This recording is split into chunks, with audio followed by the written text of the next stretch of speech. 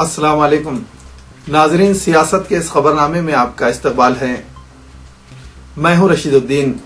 खबरनामे का आगाज करते हैं अहम सुर्खियों के साथ। वजीर आजम के दौरे से कबल कश्मीर में फौजी काफिले पर अस्करियत पसंदों का हमला। शिंदे और चिदम्बरम के खिलाफ हैदराबाद में दर्ज करदा मुकदमा बंद कर दिया गया। तेलंगाना मसले की यकसुई के लिए मरकज कर रहा है 3 तजावीज पर गौर। सलमान खान के खिलाफ मुकदमे की होगी असर-ए-नौ समाअत। बढ़ते हैं खबरों की तफसील की तरफ। वजीर आजम डॉक्टर मनमोहन सिंह के दौरे के एक दिन कबल दहशतगर्द हमले में हिजबुल मुजाहिदीन के मुश्तबा अस्करियत पसंदों ने फौज के काफिले पर हमला करते हुए श्रीनगर के मज़ाफ़ात में हैदरपुरा के करीब 8 फौजी जवानों को हलाक और 19 को जख्मी कर दिया। ये 3 दिनों में दूसरा और इस साल का सबसे खतरनाक हमला था, जिसके लिए मुआफ़िक़ पाकिस्तान हिजबुल मुजाहिदीन ने जिम्मेदारी कबूल की है। लेकिन सिक्योरिटी एस्टेब्लिशमेंट का मानना है कि ये लश्कर तैयबा की कारस्तानी है। इस हमले के बाद पूरी रियासत में सिक्योरिटी सख्त कर दी गई, क्योंकि ऐसी इंटेलिजेंस इत्तलात हैं कि अस्करियत पसंद अहम शख्सियत के दौरे के दौरान ऐसे मजीद हमले कर सकते हैं। अस्करियत पसंद इस हमले के बाद एक मोटरसाइकिल पर फरार हो गए। वहां तैनात सीआरपीएफ और पुलिस पार्टी पर उन्होंने दस्ती बमों से हमला किया। फायरिंग में सीआरपीएफ सब इंस्पेक्टर लालाराम शदीद जख्मी हो गया, जबकि दूसरे पुलिस जवान को भी गोली लगी। Inspector general CRPF YS Yadav ने कहा कि रामबाग कैंप के करीब अस्करियत पसंदों की फायरिंग में सीआरपीएफ का एक ओहदेदार जख्मी हुआ है। अस्करियत पसंद जो समझा जाता है कि 2 थे, वहां मुंतजिर एक सियाह सेंट्रो कार में फरार हो गए। इसी दौरान वजीर आजम डॉक्टर मनमोहन सिंह ने कश्मीर में दहशतगर्द हमले की मजम्मत की है। उन्होंने कहा कि ऐसी बुज़दिलाना हरकत से रियासत में अमन के क़याम के लिए सिक्योरिटी फोर्सेस की कोशिशें मुतासिर नहीं होंगी।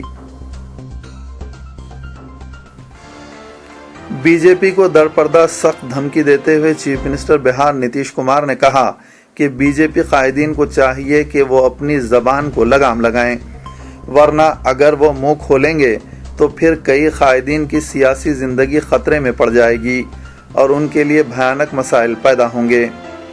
पटना में एक प्रोग्राम के मौके पर नामानिगारों से बातचीत करते हुए नीतीश कुमार ने सदर बीजेपी राजनाथ सिंह की तनकीद के जवाब में ये वार्निंग दी।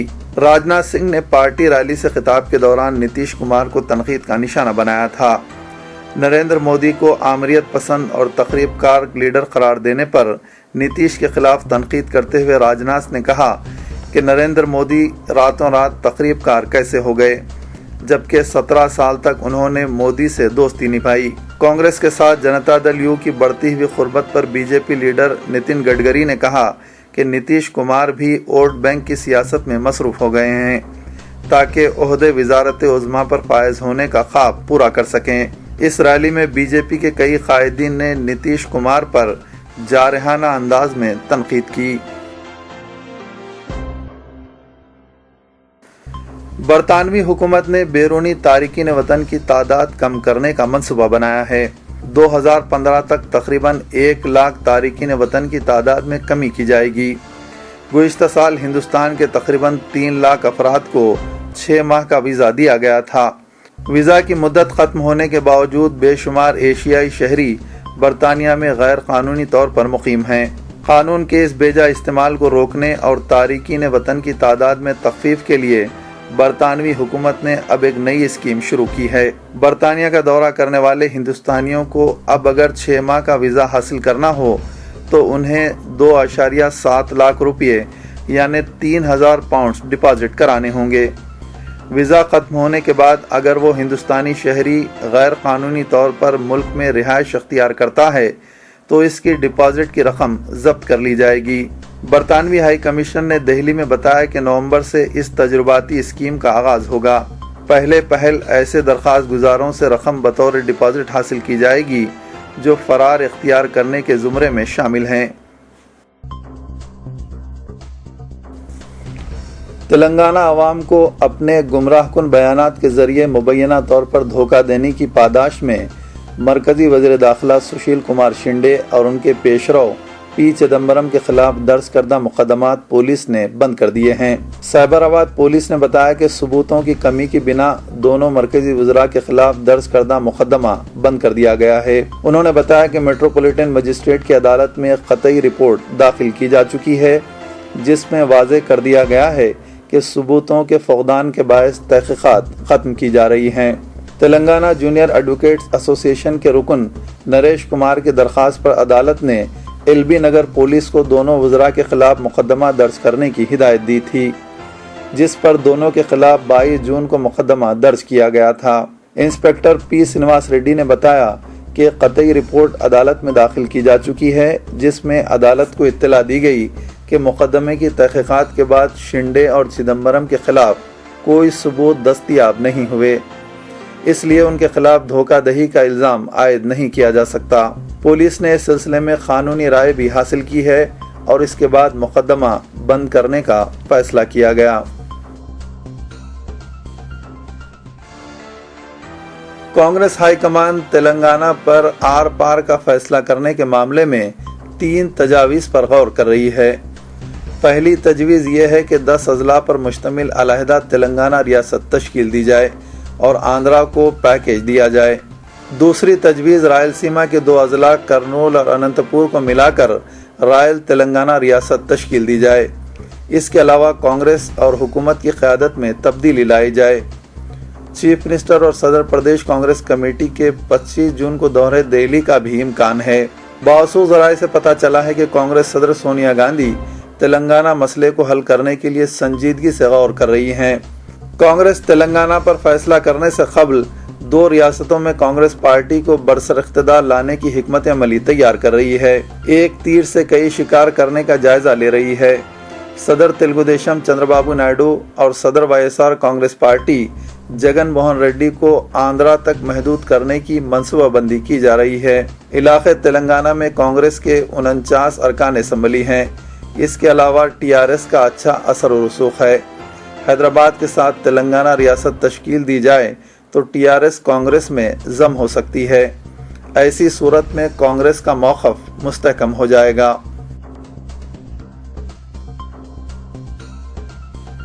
CBI کی خصوصی عدالت نے YSR کانگریس پارٹی کے صدر YS جگن موہن ریڈی اور ان کے آڈیٹر وجے سائی ریڈی کو علیحدہ جیلوں میں رکھنے کے لیے CBI کی جانب سے داخل کردہ درخواست کو مسترد کر دیا۔ جگن موہن ریڈی اور وجے سائی ریڈی اس وقت چنچل گوڑا سینٹرل جیل میں ہیں۔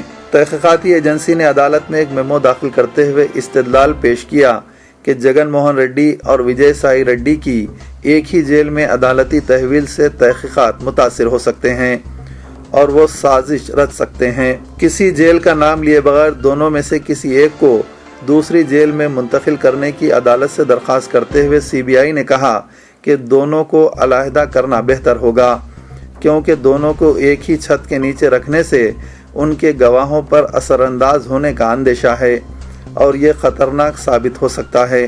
CBI کی اس درخواست پر اعتراض کرتے ہوئے وجے سائی ریڈی کے وکیل نے عدالت سے کہا کہ ایسا کوئی قانون نہیں ہے جس کے تحت CBI کی اس درخواست کو قبول کیا جائے۔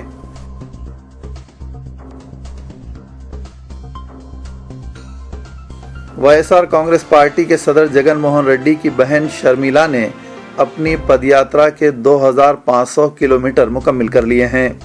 انہوں نے ساحلی آندھرا کے مشرقی گوداوری ضلع میں کاکرا پلی کے مقام کو پہنچنے تک جملہ 2500 کلومیٹر کا فاصلہ مکمل کر لیا ہے۔ انہوں نے اپنے آنجہانی والد YS راجشیکھر ریڈی کے مجسمے کی نقاب کشائی انجام دی۔ واضح رہے کہ شرمیلا کی یہ پد یاترا گزشتہ سال اکتوبر میں راجشیکھر ریڈی کے خاندانی اسٹیٹ اڈوپولا پایا سے شروع ہوئی تھی۔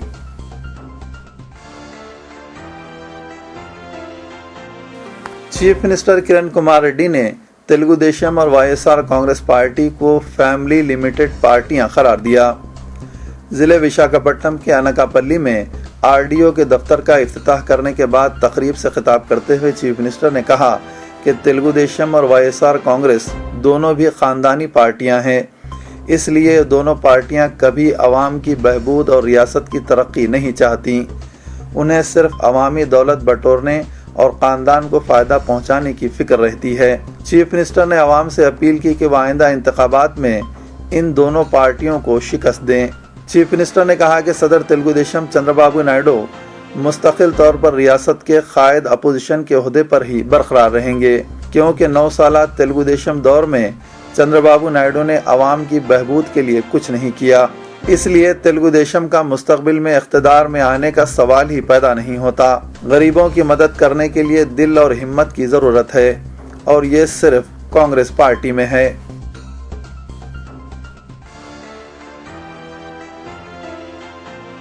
ریاست بھر میں کل رات شب برات کا انتہائی خشوع و خضوع کے ساتھ اہتمام کیا گیا۔ مساجد میں خصوصی دعائیں اور عبادات و اذکار کا اہتمام کیا گیا تھا، جبکہ مسلمانوں نے دائی اجل کو لبیک کہنے والے اپنے عزیز و قریب کی مزارات پہنچ کر گل افشانی کی اور ان کے لیے دعائیں مغفرت کی گئی۔ شب برات کے موقع پر مساجد کو بقیہ نور بنا دیا گیا تھا اور قبرستانوں میں بھی روشنی کا خصوصی انتظام دیکھا گیا۔ چند دن پہلے سے ہی قبرستانوں میں صفائی کے انتظامات کیے گئے تھے۔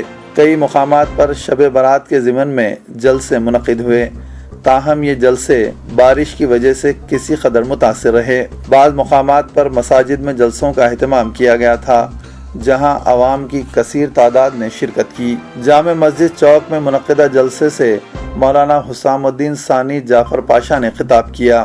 مساجد میں سب سے بڑا اجتماع شہر کی تاریخی مکہ مسجد میں دیکھا گیا۔ شہر کی دیگر مساجد میں مصلیوں کی کثیر تعداد عبادتوں اور دعاؤں میں مصروف دیکھی گئی۔ مغل پورہ پلے گراؤنڈ پر منعقدہ جلسے کو مسجد حافظ ڈنکا میں اور خلوت گراؤنڈ پر منعقدہ جلسے کو شاہ منزل فنکشن ہال میں منتقل کیا گیا تھا۔ شب برات کے موقع پر پولیس کی جانب سے بھی وسیع تر انتظامات کیے گئے تھے۔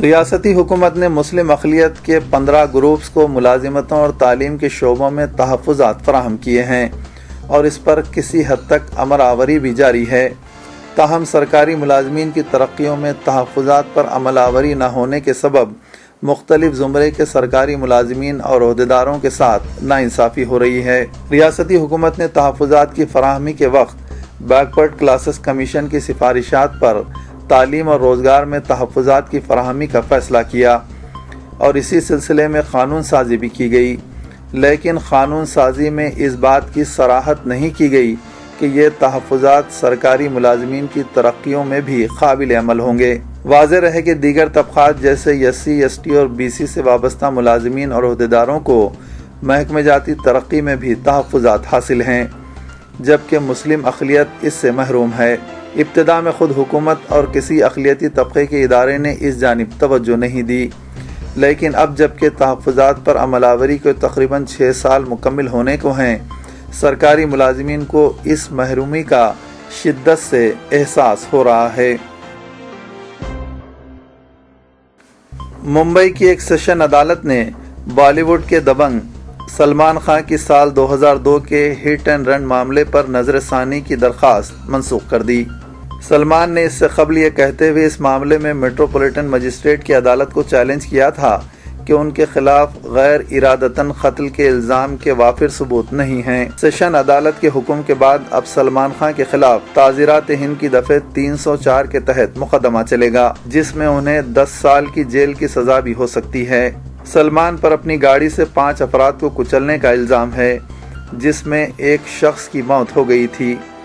اس معاملے میں میٹروپولیٹن مجسٹریٹ کی عدالت میں سلمان پر لاپرواہی سے گاڑی چلانے کے الزام میں تعزیرات ہند کی دفعہ 304A کے تحت مقدمہ چلا تھا۔ اس کے تحت زیادہ سے زیادہ 2 سال کی قید کی سزا ہو سکتی ہے۔ میٹروپولیٹن مجسٹریٹ نے اس معاملے میں 17 گواہوں کے بیان سننے کے بعد سلمان کے خلاف غیر ارادتاً قتل کا معاملہ درج کرتے ہوئے اس مقدمے کی پھر سے سماعت کے لیے اسے سیشن عدالت میں بھیج دیا ہے۔ تو یہ تھا آج کا خبرنامہ، دیجیے اجازت، خدا حافظ۔